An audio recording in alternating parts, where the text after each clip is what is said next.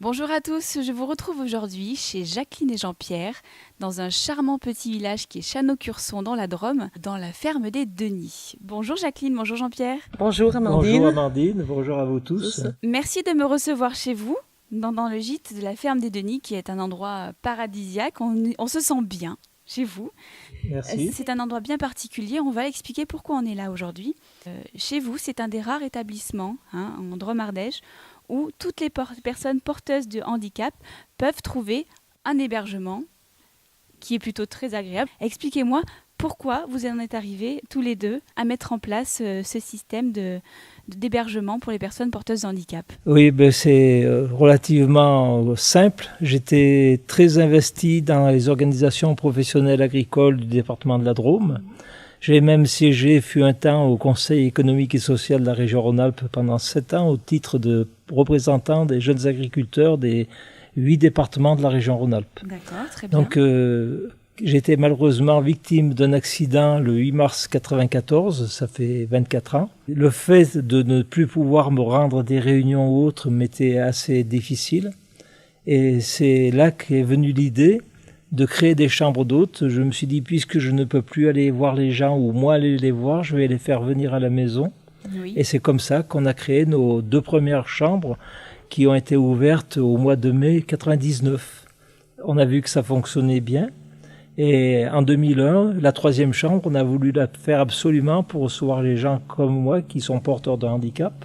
Bien sûr. Au début, nous avons fait la chambre que pour le handicap mobilité réduite. Et puis, en 2005, il y a eu la loi sur le handicap qui a été votée, donc qui a remis tout à plat. Et on a pu faire un hébergement qui a les 4 labels de déficience, c'est-à-dire moteur, mental, auditif et visuel. Donc avec tout ça, on a été agréé en 2005 et tous les 5 ans, le tourisme et handicap vient à la maison pour refaire le point et faire des aménagements si besoin. Et entre-temps, en 2002, Jacqueline, qui était préparatrice en pharmacie, a pu prendre sa retraite assez tôt, puisqu'à l'époque, on commençait dans une pharmacie, dans une officine à 15 ans. Et puis on continuait Ils apprenaient sur le tas. Donc à 55 ans, elle a pu avoir sa retraite. Et c'est là où on a fait les 2 dernières chambres. Ça fait que nous avons 5 chambres. Vous avez 5 chambres, puis il y a des hébergements insolites. Voilà. On ira voir juste Oui. après. C'est extraordinaire, votre tonneau à l'entrée. On voit que ça quand on arrive. J'ai adoré. Merci. Oui, ce tonneau, c'était un petit plus parce que c'était la mode des hébergements insolites. Nous avions envie d'en créer un aussi. Et le thème était tout trouvé, étant en plein milieu de l'appellation Crozes-Hermitage. Le fait de créer un hébergement insolite en forme de tonneau était ce qu'il y avait de mieux à faire chez nous. Où est-ce qu'on peut retrouver ces informations sur votre site de la ferme des Denis, c'est bien ça? Le site, c'est tout simple, c'est lesdenis.com. Lesdenis.com. Alors on n'est pas là juste pour parler de vos hébergements. Il se passe quelque chose, c'est que Jacqueline, elle prépare plein de petites choses, elle est là au quotidien et elle s'occupe d'une association, l'association Mon Regard sur le Tien. Bonjour Jacqueline. Bonjour. Alors, voilà, c'est une association qu'avec une équipe de collègues, on a créée en 2014. D'accord. Et dans le but d'aider un peu l'enfance handicapée. Parce que ce qui m'avait touchée au départ, il y avait l'handicap de mon mari, c'est pour ça que j'avais appelé Mon Regard sur le Tien.